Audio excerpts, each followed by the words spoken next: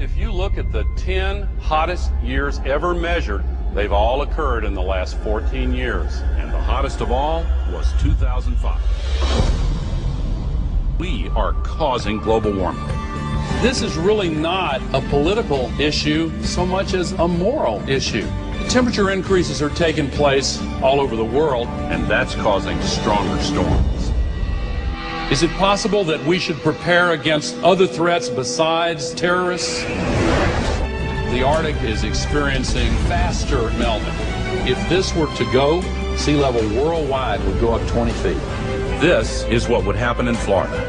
Around Shanghai, home to 40 million people. The area around Calcutta, 60 million. Here's Manhattan. The World Trade Center Memorial would be underwater. Think of the impact of a couple 100,000 refugees, and then imagine 100 million. Those who deny global warming are just flat out wrong. Ellen Goodman from the Boston Globe wrote, "Let's just say that global warming deniers are now on par with Holocaust deniers." Scientists silenced for questioning the threat of global warming. I know that I've had several friends who have essentially been told that if you speak out on climate change, you must do so as an independent citizen. If you do so through our organization or through our institution, you will essentially be fired. Once you realize how many holes there are in the consensus solution, you may begin to open up your mind to the other side of the global warming debate as a whole.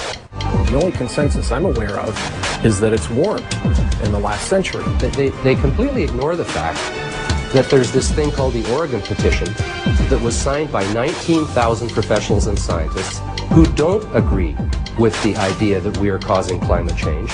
I can't tell you how many calls I've received from parents saying their kids are now being shown an inconvenient truth completely unchallenged, not just in science class, but in art and math classes. I have to speak out and say that the science we have is still incomplete, and the science we're being told by the IPCC is really incorrect science.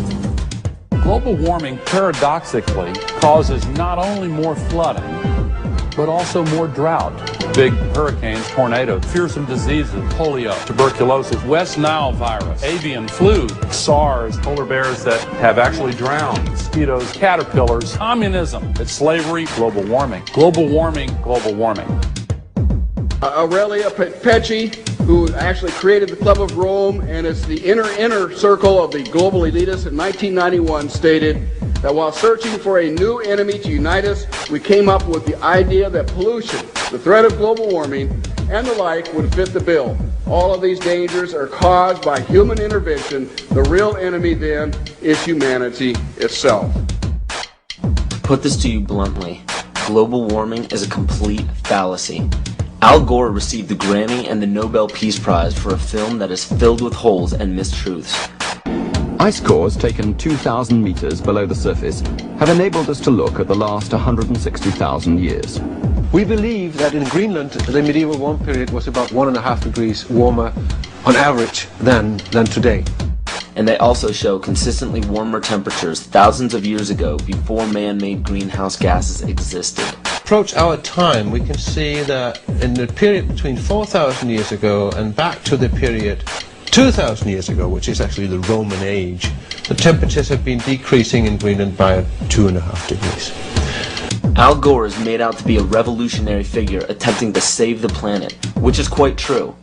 He just doesn't mention the fact that saving the Earth doesn't involve you. According to his agenda, it will result in massive land repossession and extreme limitations on food and water and fossil fuels for the public.